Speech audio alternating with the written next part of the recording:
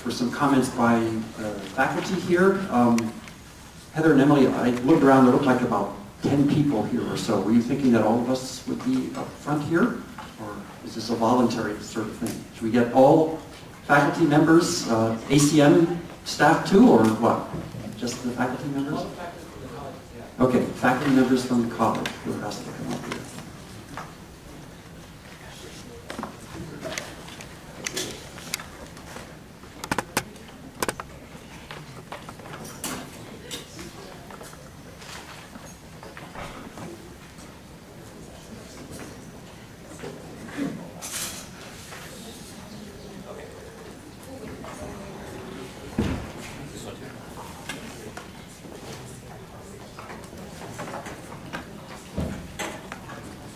Thanks, sir.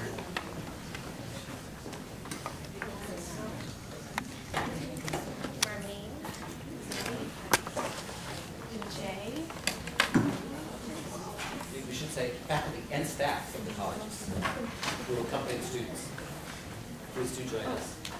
And it's just to have a chance to reflect on some of the themes that you heard, so that the students who presented here have a chance to hear from you too about the ideas and experiences they've been presenting. Thank you for agreeing to speak here for us. I know Eric mentioned as he was sharing that you had some thoughts about themes. If you want to start. Okay, I think actually a few of the questions near the end touched on some things that I had been thinking about, but I must say overall I've been very much impressed by the presentations, and we had quite a variety of takes on the particular assignment, which was also very interesting. But I think as someone who is a director of international studies, and I think of trying to prepare students for the experience, a couple of questions come to mind, and maybe the best circumstance we had some further time back and forth, but a couple of things that came to mind as I heard presentations today is I would have been interested to ask the students a bit more, did you prepare yourself sufficiently for the experience as you look back? But I also think from those of us who are facilitators for it, what is the best way for us to be preparing people for these students? I know in my experiences as a leader, it's true often that the reality of the experience doesn't strike home until you're actually there. And so there are limits to what you can really do to prepare people, or that you can prepare yourself before you're there too. But I'm interested in this larger question of how should each of us be preparing ourselves for an experience like this, and what should staff members be doing to do those sorts of things? I guess another question that came to mind too is, it's interesting to hear what people speak about as the most memorable aspects of their programs. I think in some cases it's the daily life experience. In other cases, it was involvement in a very meaningful, focused project. And I think maybe each of those are equally valid as parts of it. But it also raises the question to me is, how really important are the courses or the academic things that we structure these programs around? But also, how important is it to match a student to a particular kind of program? Or is basically some kind of experience out there going to have an impact on people in some ways or another, that maybe almost it doesn't matter where you're sending people, as long as you get people into a situation where they're confronted by certain challenges and encounter cultural differences, whatever. So I'm left with a number of interesting questions, I think. Well, I would like to say that the presentations really were very impressive, because they drew upon, well, everything from the personal and the existential meanings that you brought home to more theoretically driven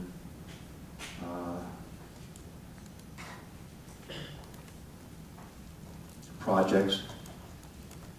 But overall, I think what I'm taking home from hearing you for these 2 days is the fact that there can be no substitute for the close encounter, personal experience of another culture, and how that also is used, I'm sure at some level by all of you, by some of you explicitly, for reflections on your own questions regarding identity, ethnicity, class, gender, profession.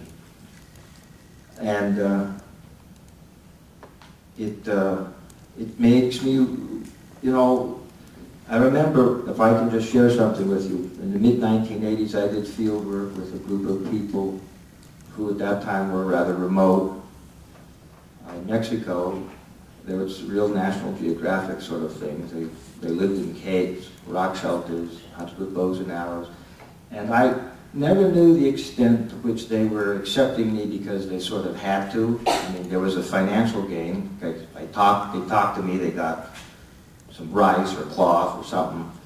When I went back a couple of years later and I showed a picture of my son to my, I guess what you would call host father. When I was young, they didn't have, at least I didn't know about off-campus studies. We called it field work. But I showed him this picture, and he looked at me, and he looked at the picture of my son, and he looked at me again, and he kissed it, like this. And it was at that radically contingent moment that I realized there was something that transcended study, that transcended any, it was a point of human connection, because he didn't have to do it. And the things that you shared here recalled that event to me, and I thought, well, if any of you, as many of you have had experiences that are similar, analogous to that, then off-campus studies will have achieved in some small way its aim.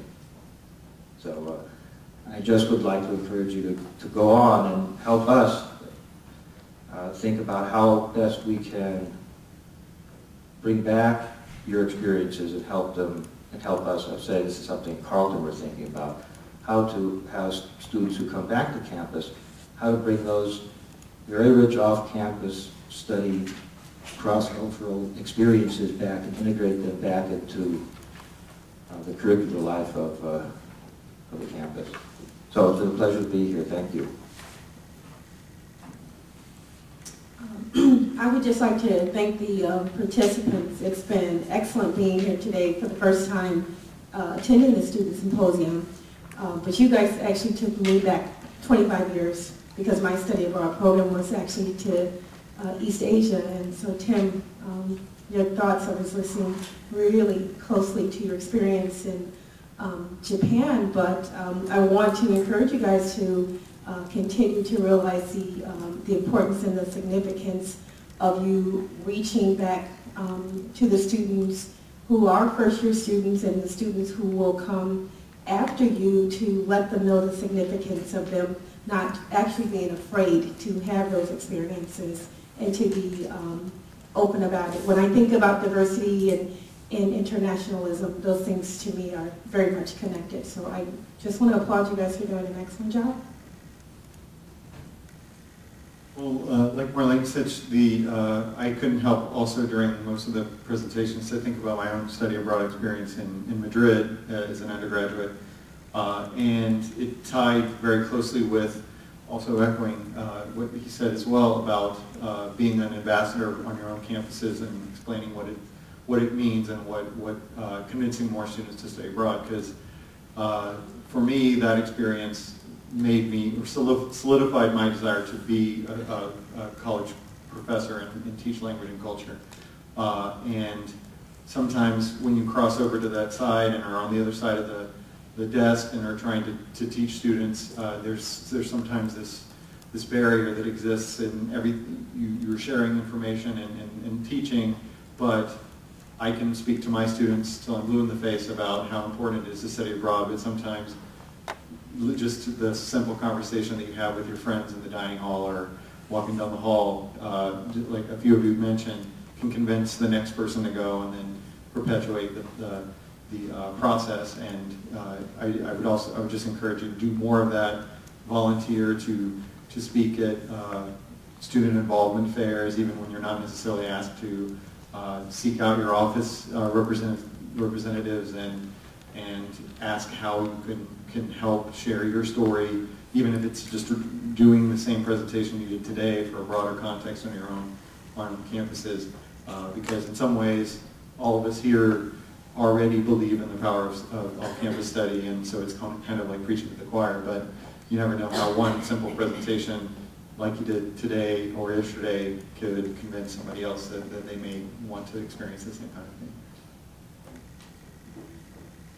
Well, like everybody else, I had a great deal of nostalgia listening to everyone talk. Goes back a little bit more than 25 years, but still back to my time studying abroad. And the importance of bringing this back and making it a bigger part of the campus culture, I think also I'm thinking in practical terms. Yes, you are preaching to the choir with us. I would hope that we could find some way, though, for other important constituencies to hear this and to be more aware of this, such as boards of trustees and presidents, because in these difficult economic times, study abroad is expensive for a college. It costs the college money. And so we, as the faculty, think that that's worth it and are willing to make cuts in other places in order for that to happen. But I would like to find some way for the people who make financial decisions to understand just how important and how transformative this kind of experience can be for our students. So I'm hoping we can spread the word a little further. I think what I'm taking away is, sorry, I'm going to stutter and stumble a lot, is encouragement to myself to be promoting off-campus study as much as possible, and that's what my office does at Knox, so that's easy for me to say. But I really appreciated John Ottenhoff's last question, and especially Annalisa's answer that she wishes at the end of 4 years of studying her language she could be fluent in it. And I thought, well, are you really fluent? Are you fluent in political science when you leave after studying 4 years? Without that experiential learning, without that immersion into the language of the culture, without, well, just if you're studying a language, even if you're studying biology, when you're at school every day, you've constantly got a break in your concentration and your focus. So you're studying DNA samples all day long, but you still have to stop and go eat, but you still have to go out with your friends, you still have to this and that. But that opportunity to go abroad and to focus on gaining independence and maturity is not an option, because there's no break and there's no comfort zone there. You're just forced into it. And I wish every school, I wish every college demanded that every student study abroad smart. I would echo what everybody says, but simply I just want to thank each of you guys for taking the time to share the wide variety of things that you do. I was talking to a colleague last night and just saying, we forget on the paper side and the pre-departure orientation side and the re-entry event planning side and the student advising side, but I deeply love hearing about the variety of things that you do, and I appreciate how all of your experiences were different, and it just really underscored for me that I have one of the best jobs in the world, because I get to consistently be involved in some small way in the transformation of people, and that's a pretty cool job. So I just wanted to thank each of you for taking the time to really eloquently share what it is that you learned and were involved with, and it's wonderful to reaffirm the value of what it is that we are all involved with. So thank you. As I rode back up to Lake Forest last night with Rick Millett, he commented on how much he had enjoyed the presentations. And my response to him was, oh, they're also young and earnest. And I mean that in a very positive way, because it is that earnestness, that enthusiasm, given the conflicts in the world today, that give me hope for the future. So thank you.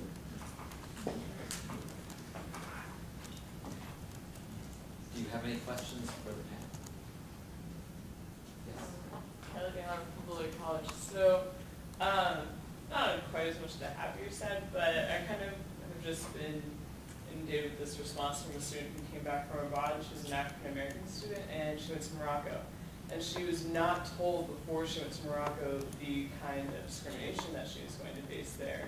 And especially looking at the proportional smaller number of minority students that study abroad, so many of your individual schools, or maybe ACM in general, actually addresses this more than just, well, because at our school all we ask is what particular challenges, reflect on the challenges you might face. And quite honestly, I think this needs to be addressed in a very more direct way.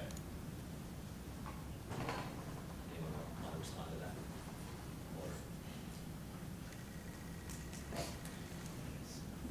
Not just in that particular case, but I think we're starting to become more aware of issues like that around the world when we send female students to African countries of any race. I think we need to be more, we've had some awkward moments, and partly that's because study abroad has expanded to parts of the world that at least those of us who went 25 years ago probably wouldn't have gone, or 35 years ago in my case, wouldn't have gone to. And so that's a learning experience on our part too. But you're right, I think we need to think more on the pre-departure thing about specific issues that specific students will face. I would also say, I think it underscores the role of the student in being an active preparer in their going. For example, in my office, it's me doing all of the pre-departure orientations for 250 students. So there's no way I can possibly know the gender and race and you know, LGBT issues or whatever in every city or country people are going to. And so I think your comment's great. I think it underscores the need for students to be really proactive when they're getting ready to go somewhere. I had a student who's in Barcelona, a gay student, and he came to talk to me about his concerns for that. I don't specifically know anything about, he was worried about, you know, if I'm in a host family, should I let my program know before I go that I'm gay? Because I don't know if they would place me with a family that was offended by that, etc. So it was a learning process for me, as you say, that I helped him find resources, but I found all kinds of great resources for him. His program had a whole section of their website devoted to LGBT issues abroad in different cities. I found a Gay Barcelona index of resources for students for him, but because he asked, because he was proactive, I certainly wouldn't have assumed that he needed that information. So I think it's a blend of people in our role and students being proactive and taking, asking the questions, realizing that it's not going to be like America everywhere that they go, and then finding out, well, how do I get information about what I might face and set up resources to equip me to deal with that would be my response back. I was just going to add to that I know that sometimes from the faculty end, there are people on each campus that may have special expertise or experience that could, in a more fruitful conversation, inform some of these types of advice that is given to the students that go. I know as a peninsularist and someone who studies Spanish culture, that I try to go out of my way to meet with students who are studying in Spain and go over the contemporary issues that are involving discrimination and immigration and some of those things. But then I know that there's some other faculty who just are so busy and they may not necessarily think, oh, well, I should take an hour to sit down with the students going to Italy or going to France or wherever to really kind of think, okay, what might you face that you may not have been able to be prepared for? So I think that the offices that run or advise programs and then the faculty could definitely forge some stronger connections to help prepare students before they go. I think students deal with discrimination at home, and I think I appreciate your question about preparing individuals for that as they go abroad. I'm not totally certain that students would completely decide not to go to a particular program. I know when I was in East Asia, we were told, as an African American woman, you might be stared at, and personally, I just didn't find those things to be problematic. I looked at it as an opportunity, and I stared back because I was getting so, but yeah, I think that those conversations should happen openly, and as a consortia, we want to increase the number of underrepresented students that are participating in our programs, and I think one way to do that is to have open earnest dialogue about that. I'd just like to echo my colleague on the left here. Your name is Marlene, I think, which is, while I'm sympathetic to your concern, I think it should be the concern of people who lead off-campus study programs, as do I in Guatemala, and directors of off-campus studies at each of the campuses. At the same time, I don't think that we should sort of, I mean, everybody's off-campus study program, fieldwork experience is ultimately individual. And while it may be conditioned by dimensions of ethnicity or gender, you can't really tell in advance. Some places there are certain, what do I want to say, liabilities that might creep up more than others. But staring back is also part of the experience. There was, for example, a student I know that I heard about, not on our program. They were a fundamentalist Christian background, and she was very concerned or made uncomfortable by the fact that on this off-campus study program at another college, they participated in some Mayan ceremonies. And so that was an issue there.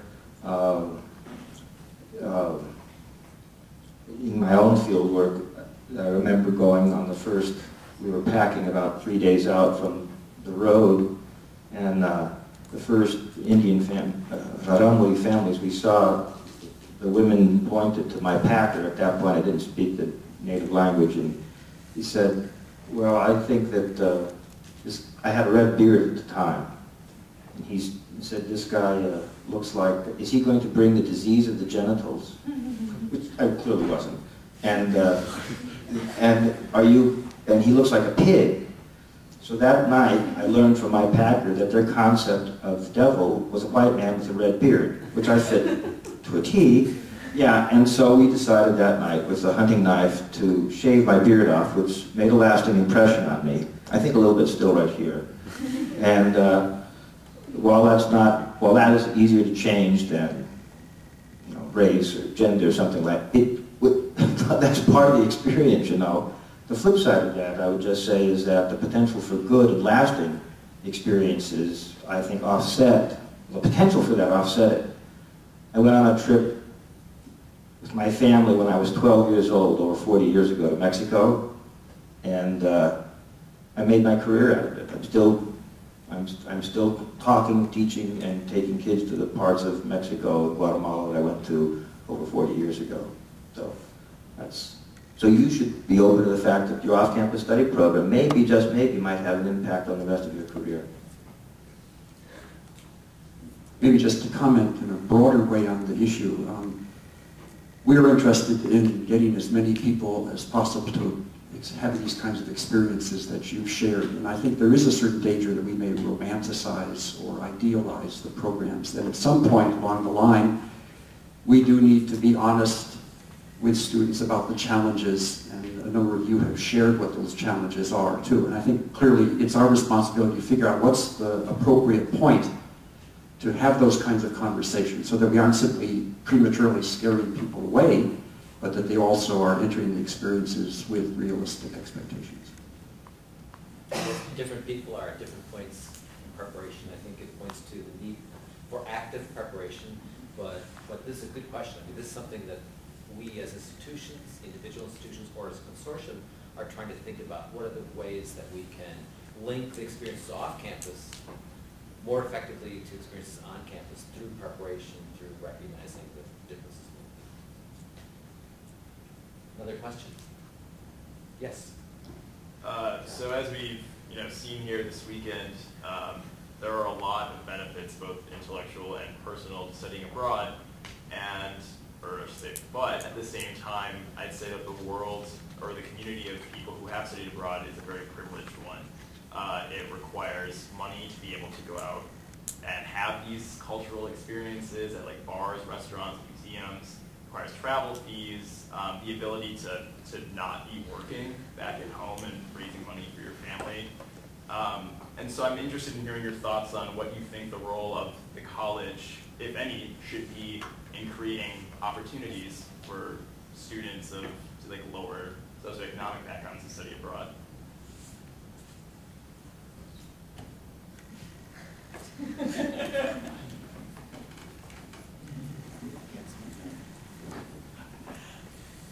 Colorado College, we just changed our policy, like a month ago, to allow financial aid to travel on all study abroad programs instead of just a certain selected roster of programs. And that was an initiative through the Dean's Office because they felt very strongly that students on financial aid should have the same luxury of choosing a program based on academic fit, not just on which programs aid will go on.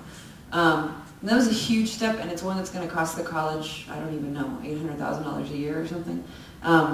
And so it's difficult, as we were talking about earlier, to balance in a school the cost of study abroad to the students. I think that ideologically we all feel that it's really important.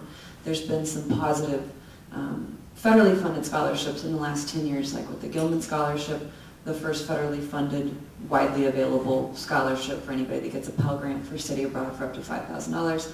So that doesn't cover the whole thing, but that we're making steps towards that. I think all of us are interested in trying to remove the financial barriers for study abroad. Schools are looking at ways of trying to make it equitable for students that are on high need. Things like not being able to work while you're abroad is something that we can't tackle because a lot of student visas don't permit you to work legally. But it certainly, from my perspective, and right now, is very timely at Colorado College because we have just changed our policy. And I'm excited to see what happens with that. But I agree 100% with you as a student who was on financial aid when I studied abroad as well. So, Lawrence already allows students to take their need-based aid along.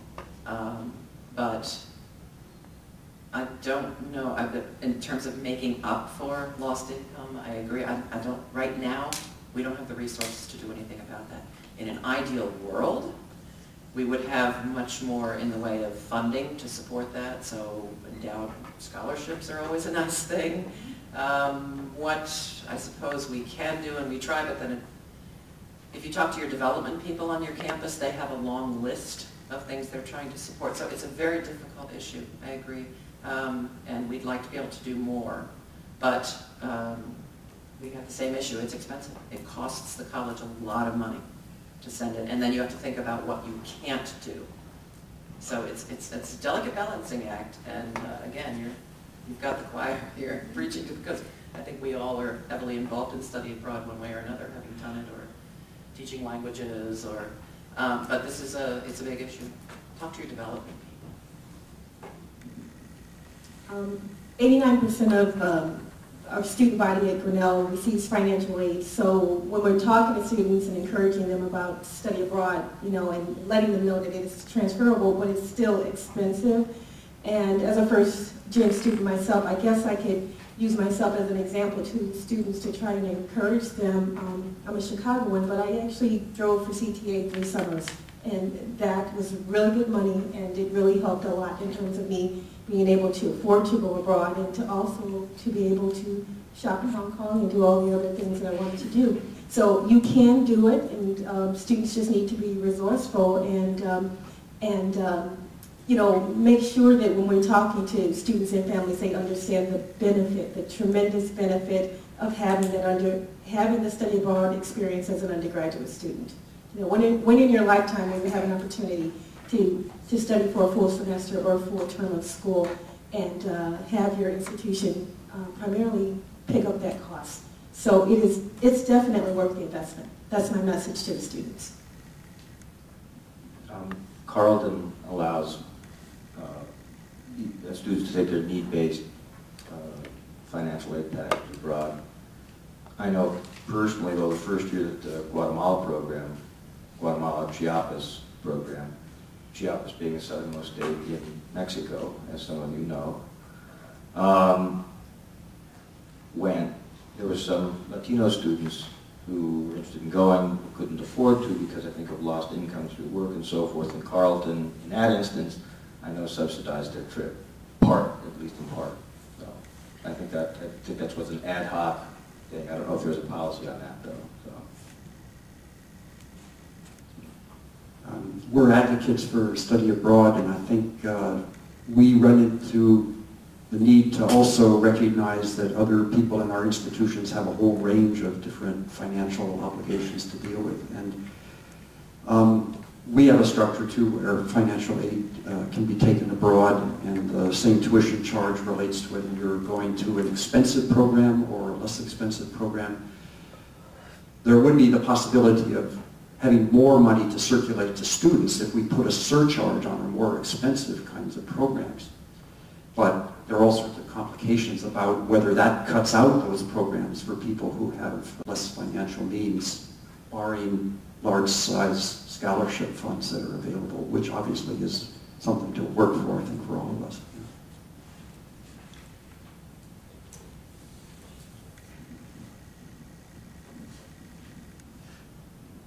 So I have a suggestion for all of you. I know some of you are graduating, and the day after you graduate, you will become a member of that illustrious group known as alums, making you eligible to get that letter for the annual fund. So when you get a request to make a donation to your college, please do so. And you can always put in the little memo line for study abroad if you had a really good experience, because some colleges do have funds that you know, can help others have the experience that you had. And $5 is enough. It doesn't need to be a lot, anything small. Another question?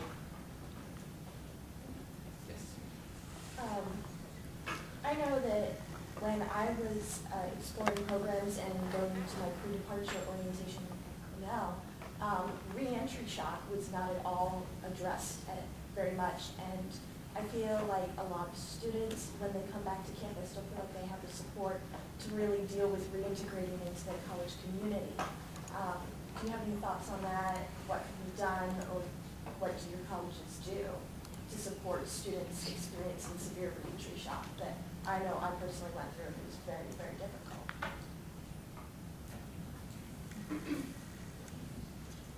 I think it's difficult to catch you when you first arrive on campus, especially students who are gone spring term and you're back over the summer, and we don't get to see you until months later. But at Knox we do have a welcome back dinner, and it's sort of a couple-hour engagement, but we have table discussions and we make sure we address the issues of, your friends are going to ask you, how was your trip? And they want to hear you say, it was fine, how are you? Where you might have an hour-long discourse about your experiences abroad, and so we do discuss things like that.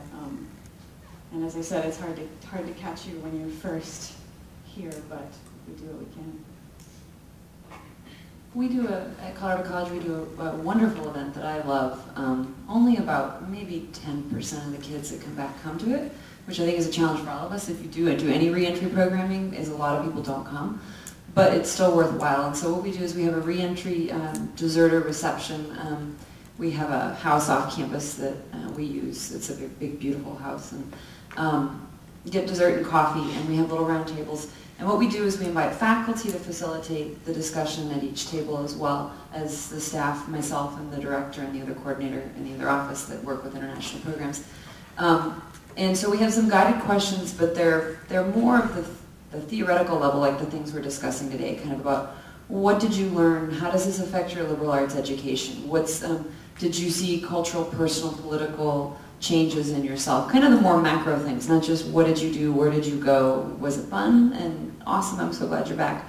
And so those have been really, we do those twice a year or more often, and those have been some of my favorite things about my job, is hearing, it's like this weekend has been, hearing in depth kind of what students have done. It gives faculty a chance to see what students are doing abroad, which is really important. It can be tricky to find faculty to come to those.